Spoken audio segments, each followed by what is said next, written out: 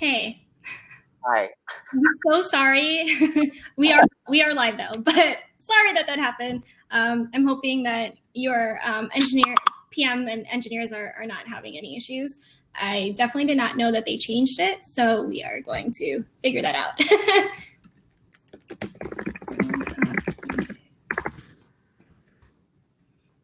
Okay, cool. Once your people join, I'll introduce your X. I'll kick it off to you. I'll hop off. I'll do a few polls on there as well if you have any polls that you want to send my way. And then I'll do a roll call too so we can just get everyone excited too. Cool.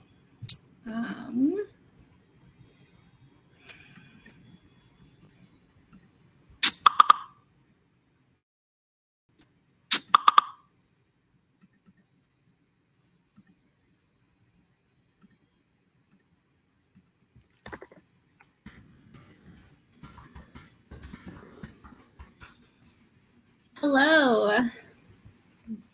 Hi. I can't hear anyone yet, so 1 second.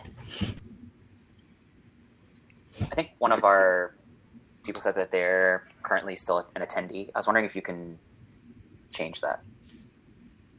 Do you know who it was? Was it Steven? Wasal. I named him as a speaker, so he should be able to just access it no matter what. Okay.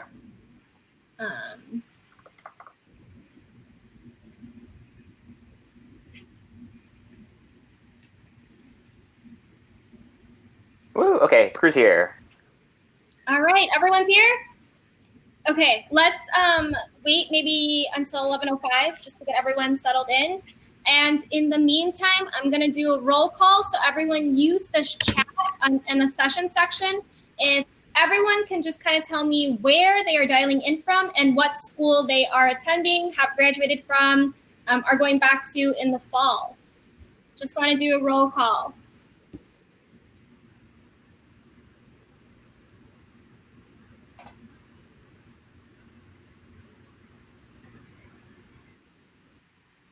Oh, did something happen?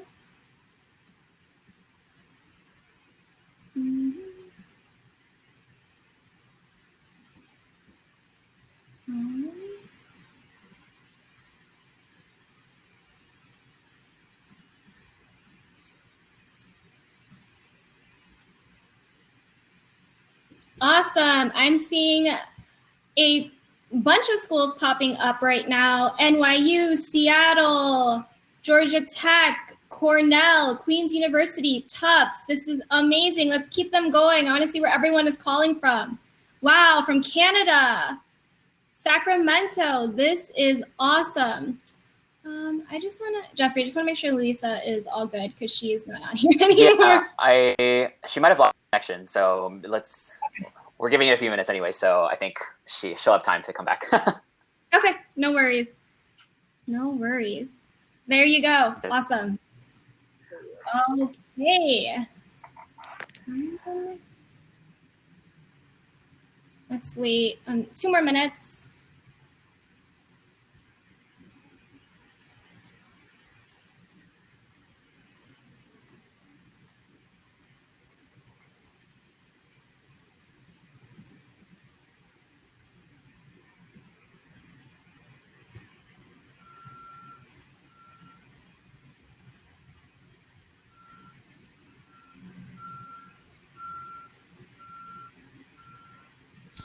And then I did a poll. If you guys want to check the poll tab, just wanted to see where everyone's interests are, whether it's a PM role or a software engineering role. If you guys want to click on that poll to the right and go ahead and submit your answer.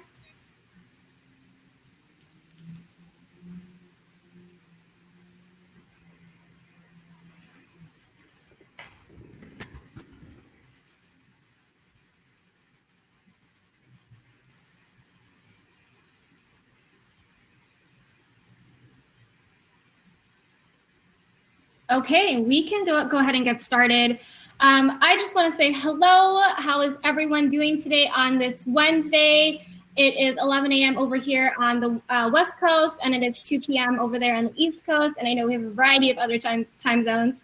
My name is Kathleen Murto, and I actually manage the early intern program for North America Cloudera. And I'm also a URX community leader. So URX is a group of early talent professionals, whether it is recruiters or career service folks. We get together, we share best practices, and just try to make our processes better for our students. I'm excited for this session. A lot of the times I get questions from my students, do they want to transition into a SWE role from a PM role? How can they get into that? Is that the right role for them? And this is just a perfect session for that. So I am going to hop off, but before I do, I'm going to kick it off to Jeffrey Kwan, and I'm so excited to welcome the Datadog team. Thank you, Jeff. Thank you so much, Kathleen.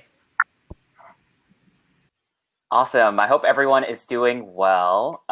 So yeah, I think it would be good for us to kind of start out with just like introductions. As guys said, my name is Jeffrey. I am one of the university recruiters here at Datadog. I've been here for like about 1.5 years now, and I'm super excited to be doing this. So I'll pass it off to Wasal. Hi, everyone. My name is Wasal. I'm a senior product manager here at Datadog. I've been with the company for almost 2 years now. I work across revenue engineering and metrics platform team. And yeah, excited to be here today. Steven, you want to go next? Yeah, hey, I'm Steven Pinkerton. I've been at Datadog for about 1.5 years now. I work as a product manager here, specifically focusing around serverless monitoring and AWS Lambda.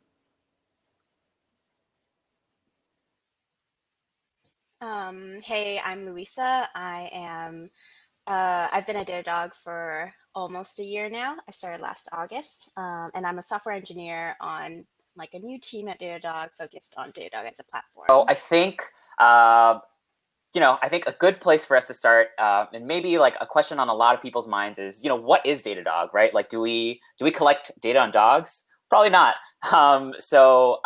Would one of you want to kind of talk about like what is Datadog like in the first place? Yeah, so Datadog is sort of a centralized platform where developers and business teams can send all this data that they get from their servers and their applications and their websites to see all of it in one place and get an idea of the health of their infrastructure and their applications. So it's kind of this single pane of glass view where instead of having many tools that you give you visibility into parts of your systems and your applications, you have one place that you can go as someone who cares about metrics or someone who cares about the health of servers, and if your drives are full, Datadog's that one-stop shop for you. One-stop shops.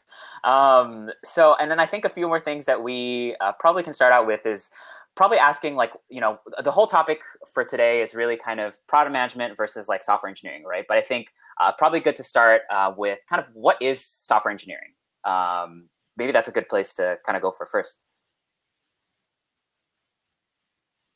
So I had to Google this, of course. And I think the best definition that I found was like it being defined as this process of analyzing user requirements and then designing, building, and testing these software applications to satisfy these specific user requirements.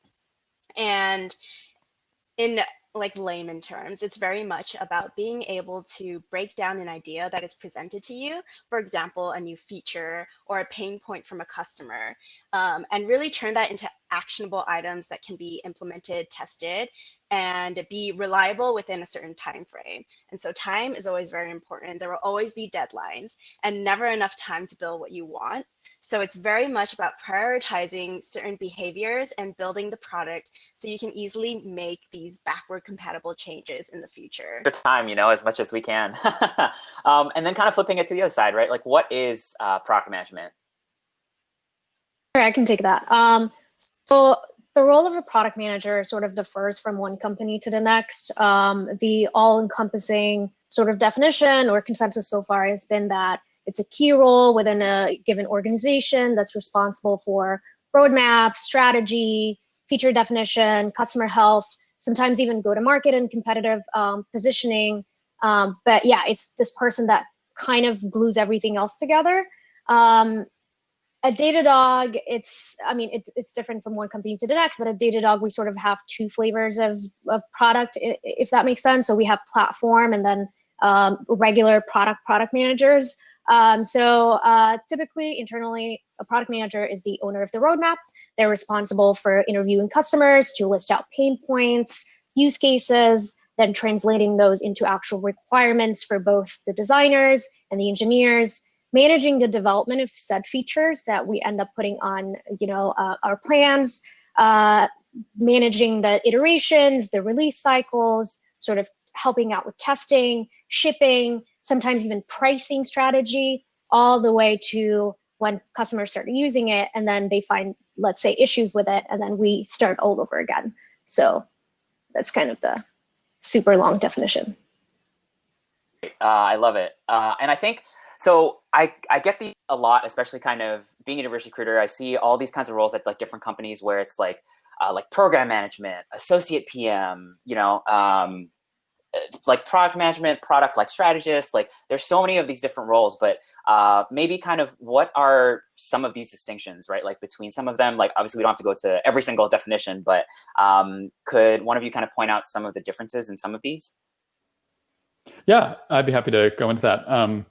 So some of them distinguish your seniority with these different titles. So a lot of companies will hire new grad product managers into associate and rotational roles. So with those, that means that you're switching teams every 6 to 12 months, so that you get exposed to a lot of different teams. At some companies, they just call product management a different thing. So some companies call product management program management.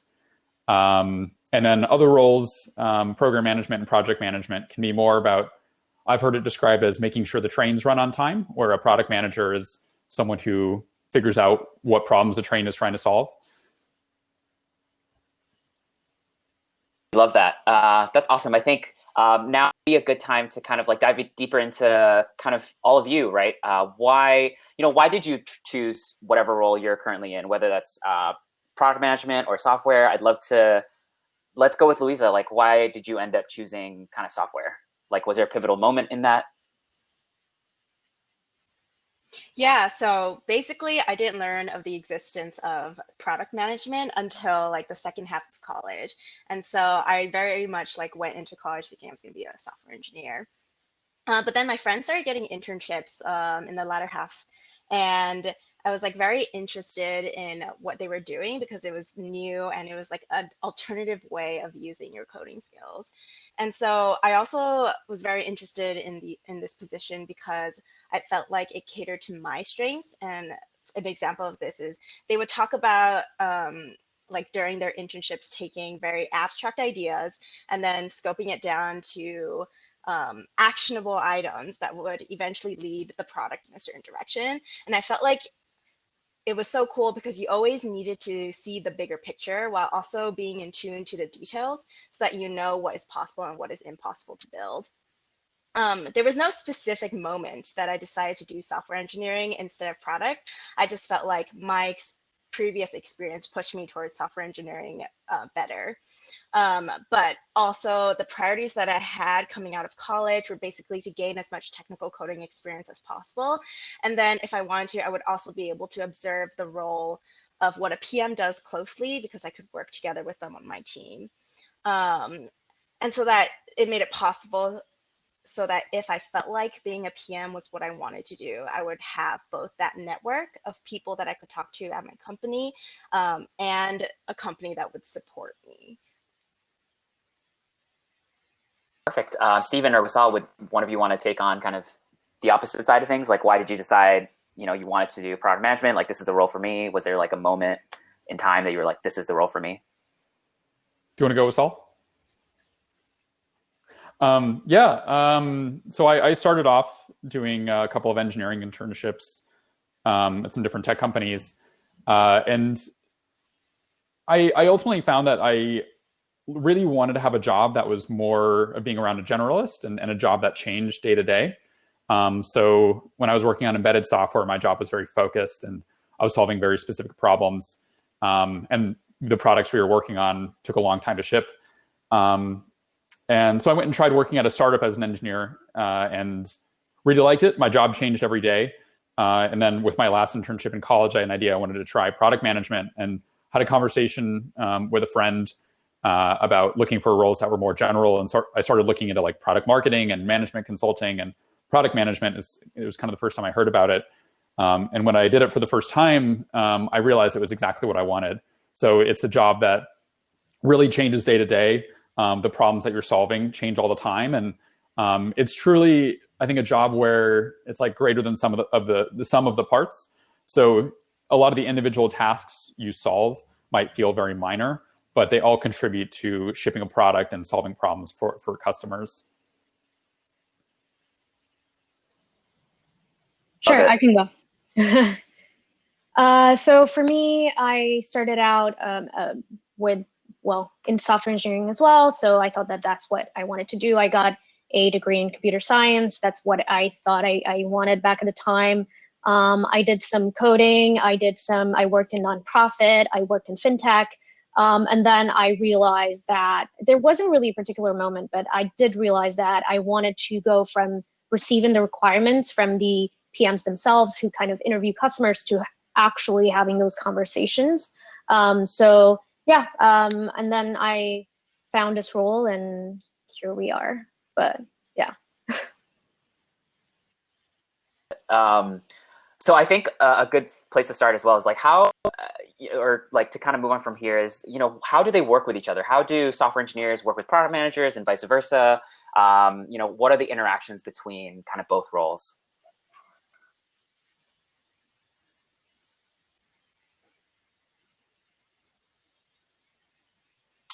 Louisa, you want to take it from the software side?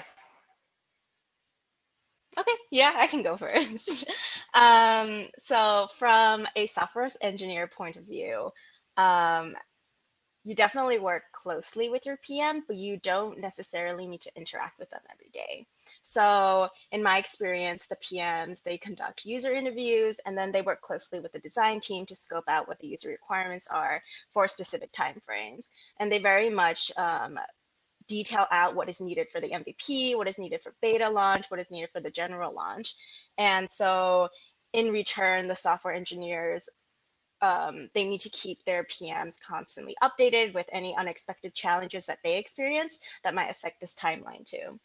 And it's all about keeping each other on the same page so that if anything pops up that is not expected, you have a solution, you can like figure it out quickly. Yeah, and from the product side, to add to that, PMs here at least are not really Scrum Masters. We don't manage the sprints. That is on the engineering team lead. However, we do bring in, here are the product requirements that we would like to fit into the sprint or the other sprint. And as it relates to planning, general quarterly planning, that happens hand in hand with the engineering team, but we also do pre-planning before every single sprint. So yes, we don't have to interact every single day, but depending on which project we're working on or which feature, and whether we have a deadline, we might check in every day, or we might just check in with the team lead or drop in like the stand-ups, obviously. But yeah, it's not a very like micromanaging interaction at all. It's a collaboration. Teamwork, Yeah. we love it. I think ultimately, like, it's our job to bring context to the engineering decisions that need to be made. So we're talking to a lot of customers to understand how they think. And when you're figuring out the problem that you need to solve, that's kind of the information that's useful, because there's typically multiple solutions and you're deciding which one makes sense and which trade-offs are acceptable given the requirements that you have. And I think a lot of times we're working hand in hand with engineers to make product decisions. Especially working on a technical product, a lot of times they have the best perspective on what a customer would want as well. So I think like we've gotten a lot of questions in the chat, and I think one of the questions that is good to transition to is, what do you think are vital skills needed for each role, like both in software and product management? What do you think are kind of like the core skills that would, or like traits that you think would be necessary for the role? I can go first. None of these like are also mutually exclusive. things that are important to one are also important to the other. And if you have more, it's like the better, the more the merrier. But I think there are two main things that I want to point out for skills for software engineering, at least. I think you really have to have the first one. You really have to have the ability to think ahead about technical challenges that you will face that might deter the timeline or the product itself. So for example, this is something that comes, like this skill is something that comes with experience. And I didn't even learn it until I observed my senior team members doing this. But they basically had so much background knowledge about what comes with a certain user requirement and like what individual components needed to be built in order to deliver that product ask. It's something I'm still learning how to do, and it is like vital to the role of a software engineer. And the second one I want to bring up is you have to be able to clearly articulate what you can deliver within a certain deadline, because your role as a software engineer, you know all the technical details. You have to take that all into account, what technical limitations you have, and what a specific deadline might do to your product. The first thing that you build for a product ask will never be perfect, and you need to take into account that it will take many iterations for a new feature or product to be stable. So it's important to articulate these things to the PM so that both are on the same page and there's no like misguided expectations that are presented to the customer, because that is the thing that you want to avoid. So this is like my own analogy, but I like to think about PMs as these idea creators and presenters, and then engineers will always play devil's advocate from a technical perspective to these ideas, because they do have a clearer idea of what technical things would need to be executed within that certain time frame.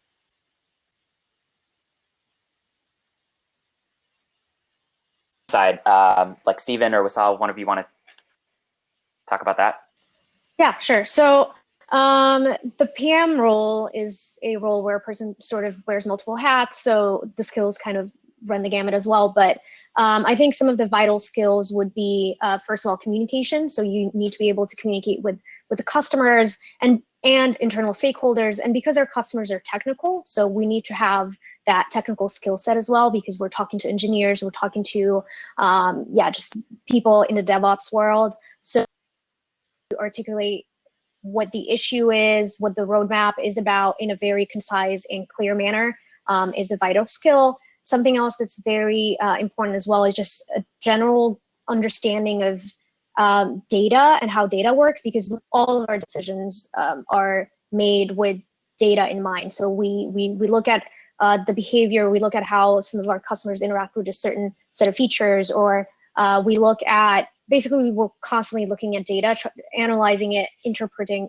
that data, and then making decisions based off of it. So I think understanding that, having analytical skills and defining KPIs as a result is also a super vital skill. And I'll give it to Stephen to give more. Yeah, I totally agree on the side about communication. Given that we're talking to so many different people, a lot of times the most important thing to do is think about what your audience cares about and understands. So the way that we talk to customers is different than the way we talk to internal stakeholders, just in the amount of context that we need to share and the way that we frame it for them. And similarly, I think it's really important as a PM to be a good writer. So a lot of times the way that you're communicating the most is through written documents, through emails, through copy that you're writing that's going to go on a website, through marketing materials that you're preparing for trade shows and things like that. And so it's really important, I think, to be able to write at least a significant amount of that yourself.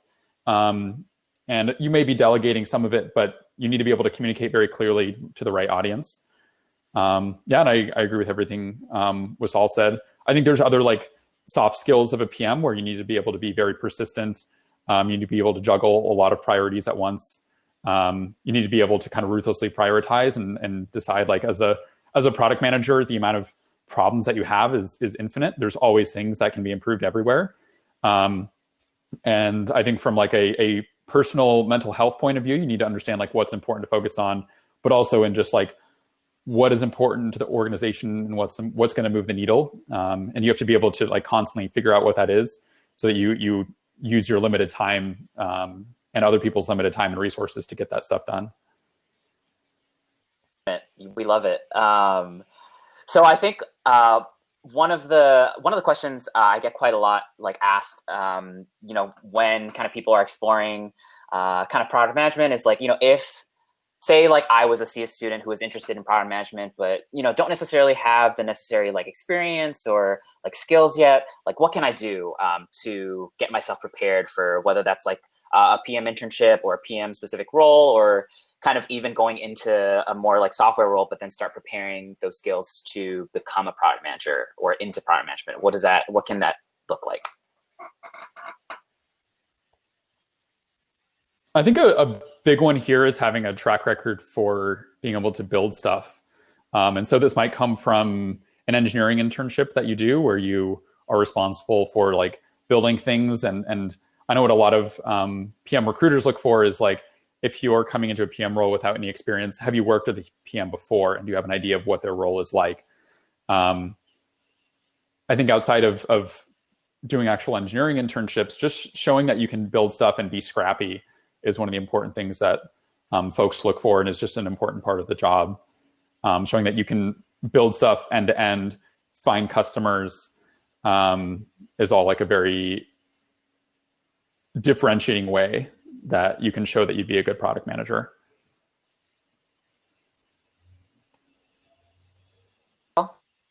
I agree with Steven. I think going out there, trying to build something, trying to emulate that, but also reading, I think is very helpful. Just read the latest technologies, the latest what's happening in, because for instance, at Datadog, we work with lots of new technologies, and it's domain knowledge. So acquiring that would be super helpful.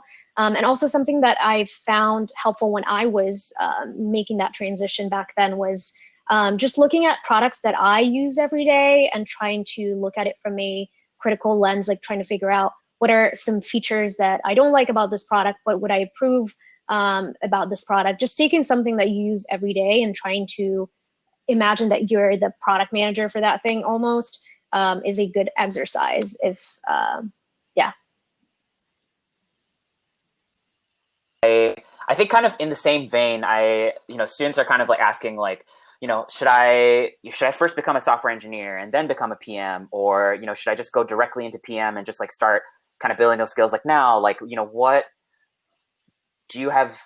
Do you all have any kind of thoughts to share around this kind of question or this topic? Louisa, you want to go for it?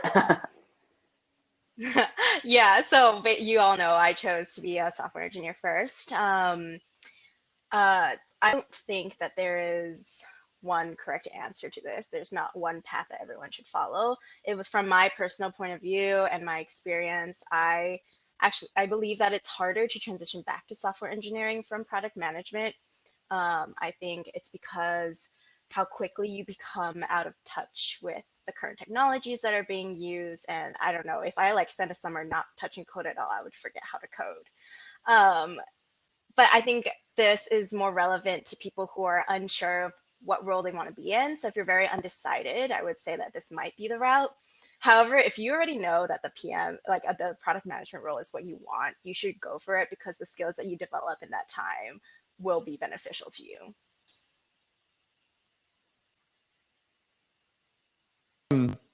The advice I heard when I was considering this, I was doing a PM internship, and I set up one-on-ones with every other PM in the organization. And I asked all of them this. I said I was curious if I should go do engineering full-time first or go into product. And every PM said that the way you become a better PM is by being a PM, not by being an engineer. So if you're sure you want to be a PM, which not everyone is, but don't feel like you need to go hit someone else's goal for what you should be as an engineer. When I talked to a lot of engineers and even my own parents about this, everyone said, oh, go become a senior engineer first, get 5 years of experience and then move into product management. But most of the PMs that I worked with at my last job all started as PMs right out of college. And so given that they went straight into these rotational and associate programs, they were able to get a lot of mentorship early on that was really valuable for them. Granted, most of them came from engineering backgrounds through computer science degrees and internships. But that's the advice that I heard. It's totally different for everyone in the field, though, for how people get into product. Yeah, so I agree with both of you. It's completely, there's no single path, and just keep in mind that these roles keep changing every single year. I do remember, like, I think 3 years ago, 4 years ago, product management wasn't even like a role that was on every company's website. It was just sort of a role reserved for, as Stephen mentioned, a senior engineer who then becomes like the head of product, but things have changed. So I think just don't pigeonhole yourself into one thing, try everything when you're doing your internships, and then make a decision that works for you. Don't really base your goals on, I don't know, what everyone else is saying, especially if it's from 2 years ago or 3 years ago, because it just changes a lot. Yeah, and I kind of want to like follow up on that, right? I think a lot of, do you think that, committing to one role, like, say committing to your current role, do you think that that necessarily like closes the door for the other one? Do you think that, what does that actually like mean for you? Like in terms of like, do you feel that there could be more chances to change, or kind of what does that look like in the future? Say like down the line, you want to switch roles, right? So as a software engineer, like if I wanted to switch to product management, I feel like I'm definitely not pigeonholed. I think the environment you're in really will determine how easy it is for you to transition. So if your company supports this type of transitions, if they have like mentors or people in the company, senior people or people who have been there longer who have actually done the transition themselves, that is like something very valuable. But no matter which one you start in or which one you end up in, the skills that you would gain in both roles will benefit you in the other. It's just a matter of which one you start in and then which one you find is a better fit for you.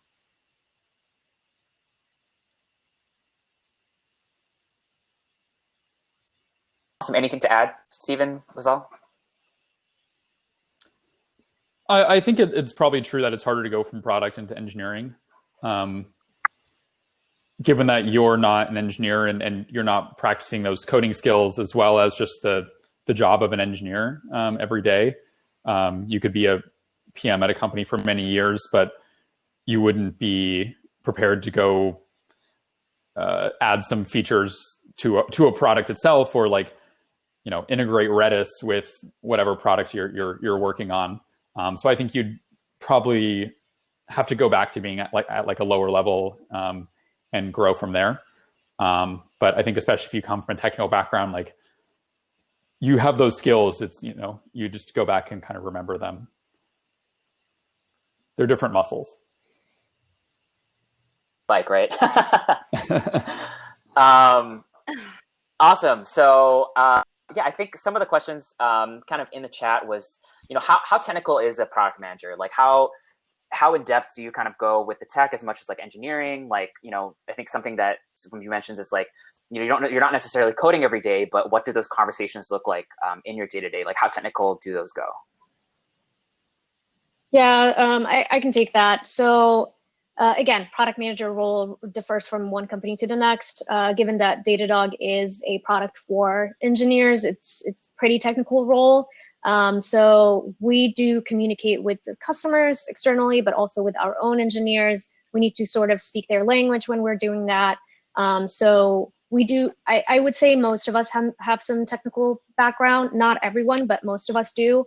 If we don't, then, there's that learning curve, but then you gain domain knowledge. So I would say that, for example, for myself, I don't typically code every day, but I do have like some scripts that I wrote just that make my day-to-day easier, or I run some queries if I want to pull some data without having to go through the UI. So I do code from time to time, but only when it's something that is helpful for me, something that's going to make my life easier. So my code is not actually used by other people. And I think that's what the difference there is. And Stephen, if you want to add something. I think we're in a lot of technical discussions. And I think it must be tempting to like insert your opinion on like a technical solution. But whenever we're in these conversations, our engineers and our tech leads are in the room. And so they always have the most context. And I think initially it can be a little bit hard to like turn off that part of your brain, or at least like kind of shut up for a little bit and let like the smarter, more qualified people make those decisions. So I think it's important for us to lean into like what we know, and that's what customers want and what the data says. And then the engineers are the ones who are hashing things out.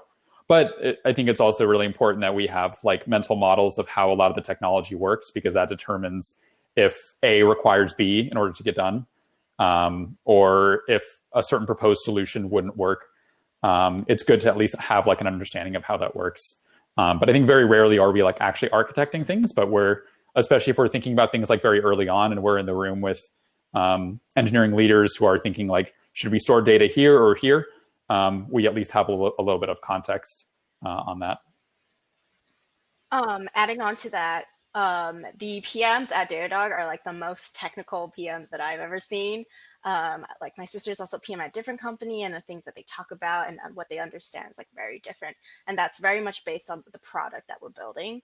But it's so valuable when the PMs like understand some of the challenges we're facing, so that when they bring up an ask, they are like taking into account some of like the limitations that we have. And it's a very valuable process, and it makes things go quicker when both sides understand. I love this question. I think someone asked, like, do you ever feel like you switch back into being like a software engineer, or switch into like, being a product manager, even though necessarily that's not like your role or kind of like responsibilities? Like, has that ever happened to you?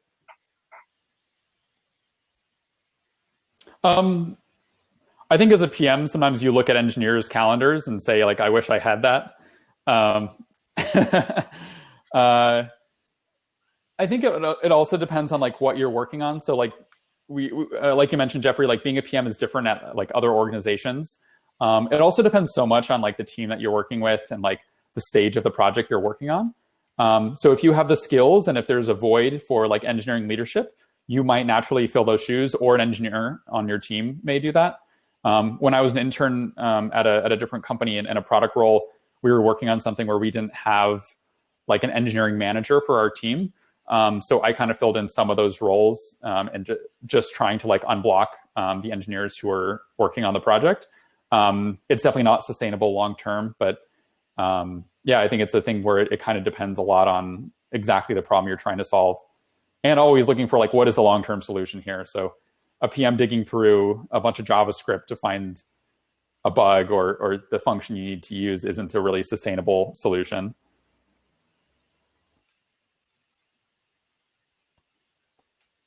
Do you have anything to share kind of from the software side?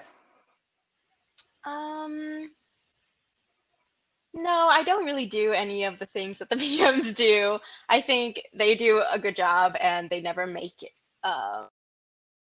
They never put that responsibility on the engineers. So they'll take care of it, and we get to live in our little world and talk about very abstract problems with other engineers versus dealing with like customers. Great, we love it. And then kind of switching gears a little bit, I think I've gotten a few questions kind of in the chat, kind of regarding, like PM interviewing. Do you know how, what does that kind of like look like? Do you feel like, what skills or what should like a person who's prospectively interviewing for a PM should prepare for? Like, should they have like a ton of knowledge, or should they have like all these like technical skills like in their kind of back pocket? Like, what are some things that, Stephen or Wasal, like, do you think would be useful for someone to kind of walk into a PM interview with?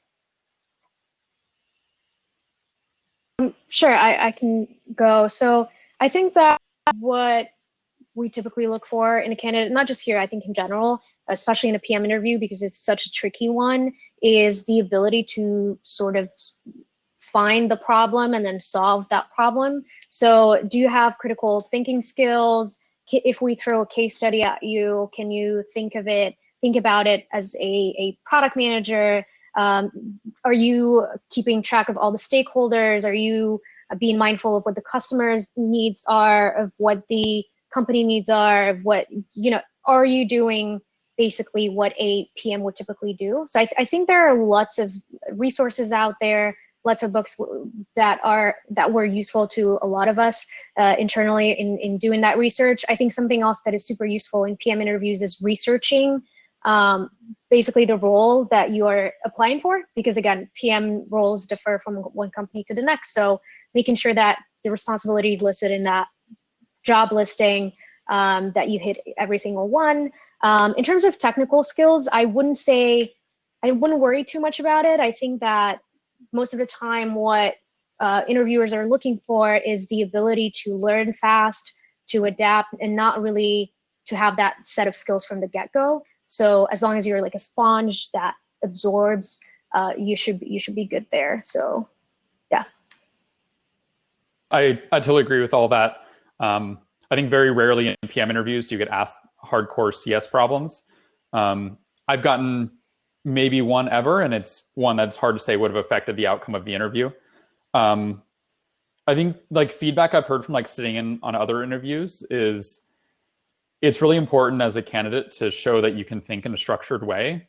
So as you're given a problem to solve, it's like Wasal said, it's like uncovering like what the actual problem is. A lot of it is like asking a lot of questions to your interviewer to really clarify it. So you should be challenging them and get really to the core of the problem, understand why you're solving it, who wants you to solve it. So one of the questions you might get is like, design a kitchen for the elderly.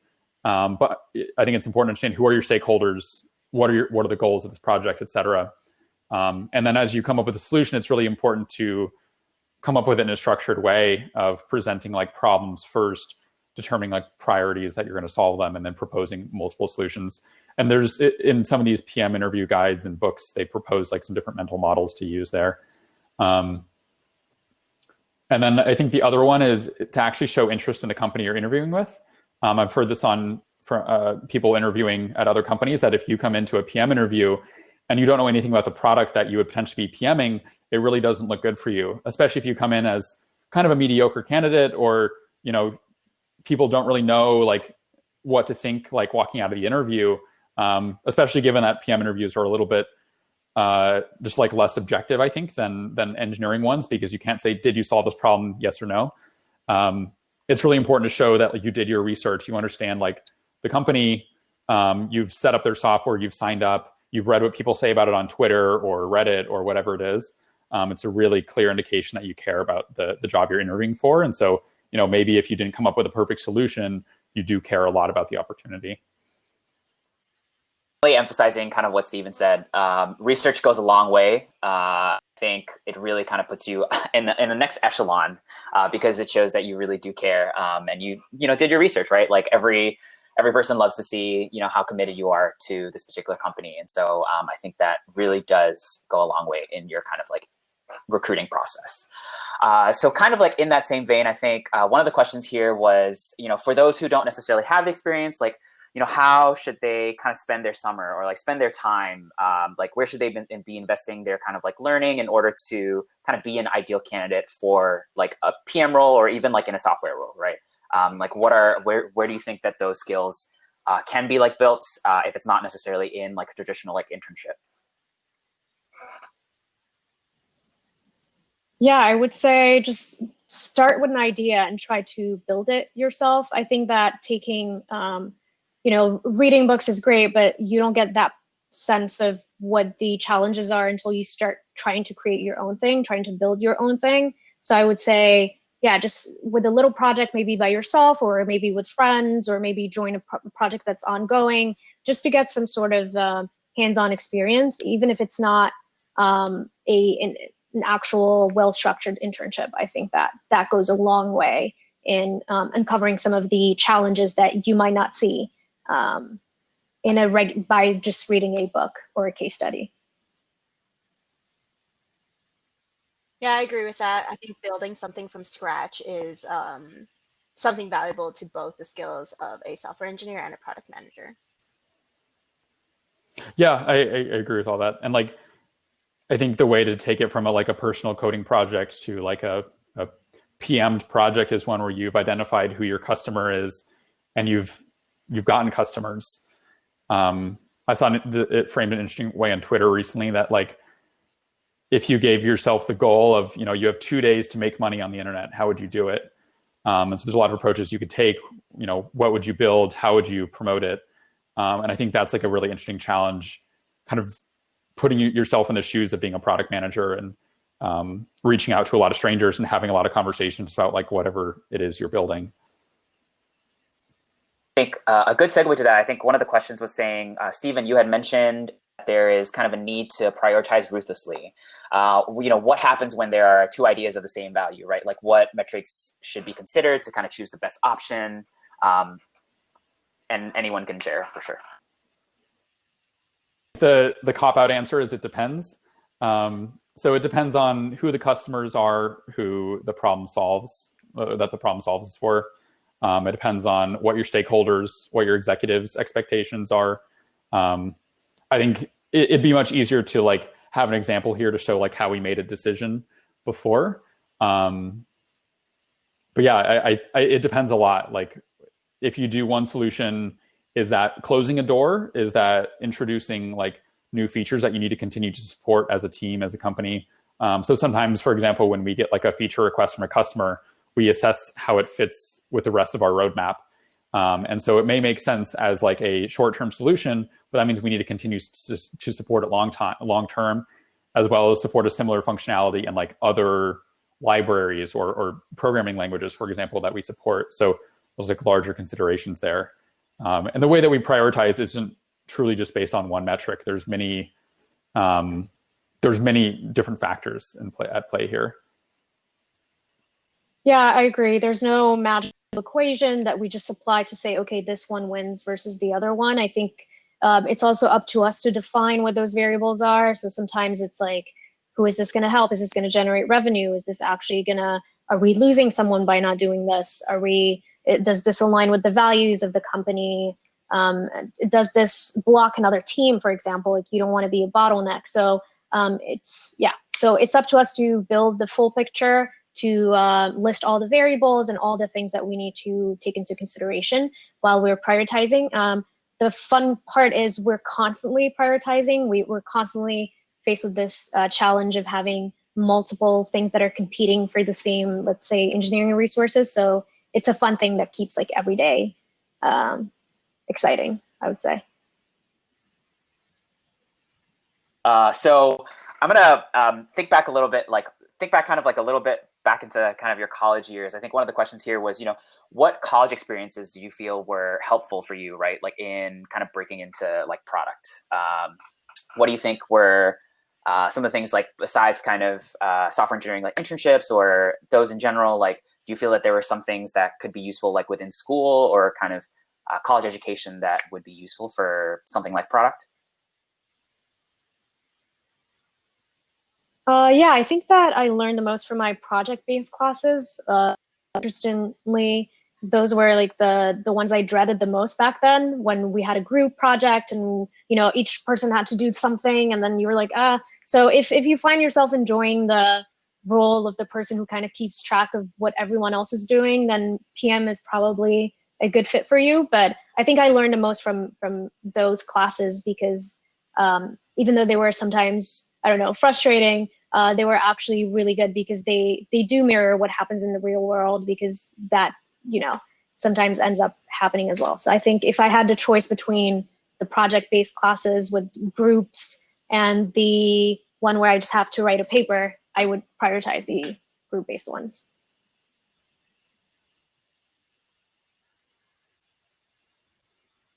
Awesome. Anything else to add, kind of Stephen or Louisa? Cool. Yeah, it's the same. It was a project-based course in college where you would like working team members, which I also dreaded because it's so much easier to do individual homework assignments and to meet up with a group and then figure out what everyone's working on. But yeah, that's definitely the source of like product management and how you can get more involved or like do extra if that's what you're interested in. Perfect. Yeah, and I think kind of in that same kind of boat, right? Like within your current jobs, I think one of the questions here was talking about kind of the relationships or kind of the conversations that you have like day to day with like different stakeholders in your job. Like what groups of people are you like talking to, communicating with, between like someone from a software role versus someone in a product management role? Like what do those look like? I think a big one as a PM is you're interacting a lot with sales and customer support. especially at Datadog, where we're very close to customers. We're regularly talking to sales folks, and also trying to like understand themes. So if 10 salespeople send us the same question, it probably means that we need to have better training and better education there. Similarly for customer support folks, yeah, we're just kind of more broadly exposed in the organization. Sometimes I think Wasal, you probably work a lot with folks in finance. Mm-hmm. Yeah, people all over the company. Yeah, that's true. It depends. So we talk to customers, but then in my role, for instance, I work a lot with finance, with legal, with marketing, with growth and strategy, with product managers. So a lot of like my stakeholders are actual product managers themselves. So yeah, we do talk to pretty much every single role throughout the company, which is very interesting. Yeah.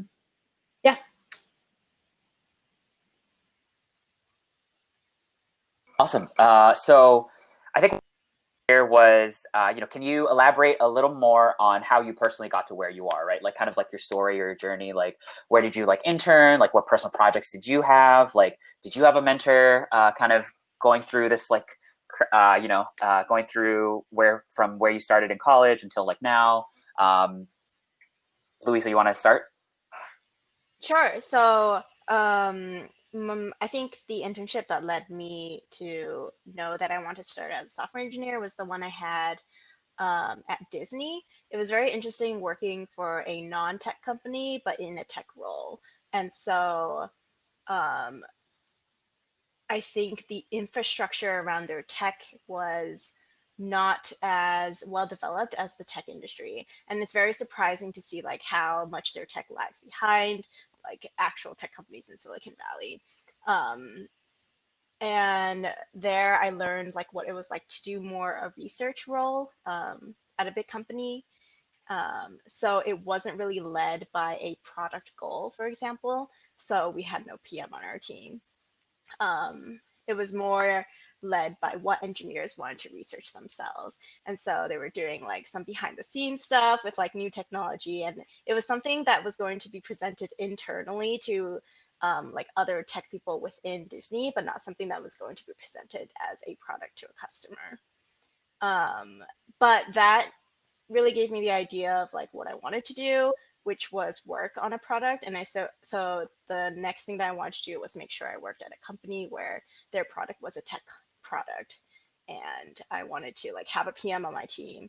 And I really wanted to know what the usual process of like bringing an idea or bringing a user requirement and really building something that caters to that versus catering to an idea of another engineer, if that makes sense.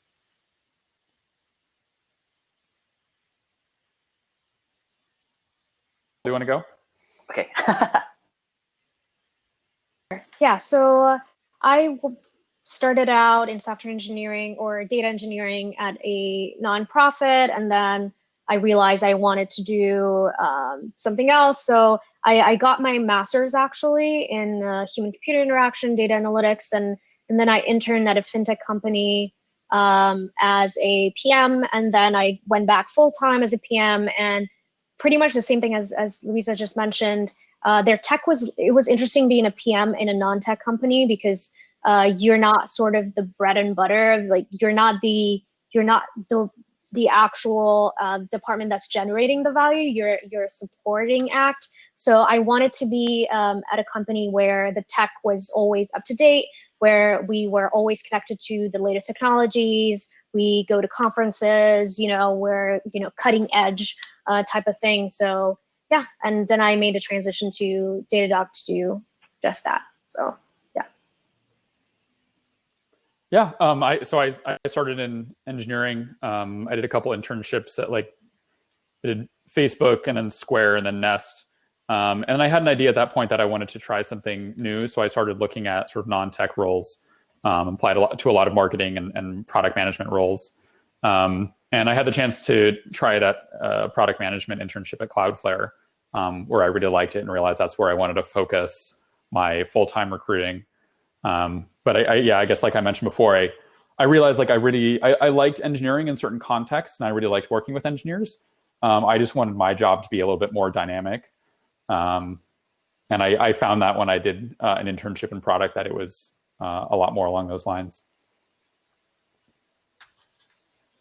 So I think we're at the 5-minute mark where we're kind of almost towards the end. I think I'd love for kind of each of you to maybe share like a bit of parting advice for all of our participants here today.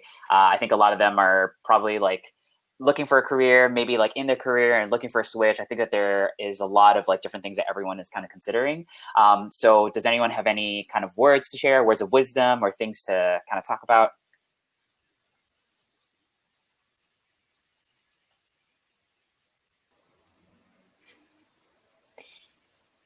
Sure, I can go first.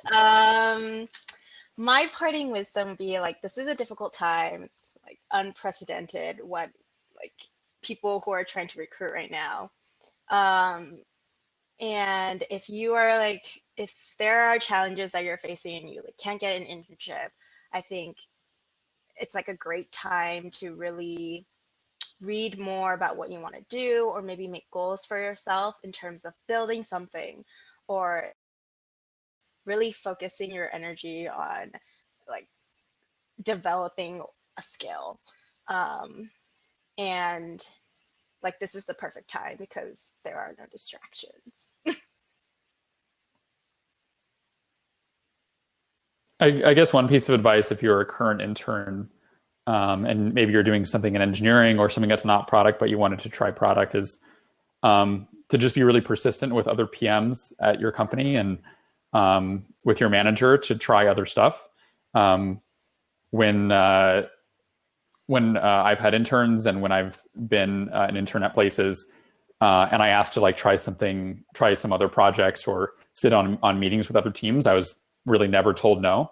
And so getting, I think that exposure is super useful. And like, especially as an intern, it's your chance to like try a lot of stuff. And I think that was the most valuable thing for me, is trying a lot of things and figuring out both what I liked and what I didn't like and what I was kind of looking for like in a work environment. And so, yeah, I would keep trying all that. And I think at the end of the day, like a PM is persistent. And so if your goal is to talk to a PM or sit on PM's meetings, just be really persistent about everything that you want. It's like the art of following up. Yeah, I can just add something. So when I was at college, I had no idea that I would be here today, if that makes sense. I tend to pre-plan and plan and plan, but then there's always something new, there's something unexpected that kind of gets you to deviate from your original path. And I would say just don't say no to new opportunities, especially like ones that don't fit into what you had in mind originally. And yeah, times keep changing. So you might find yourself in a very new situation without meaning to. A lot of people say that they stumbled into the opportunities or the roles that they have today. And I think that is probably going to be valid for a long time. So don't worry too much about deviating from, a set path that you set for yourself, if that makes sense. I think we're 2 minutes of time. So thank you so much again for tuning in. Thank you.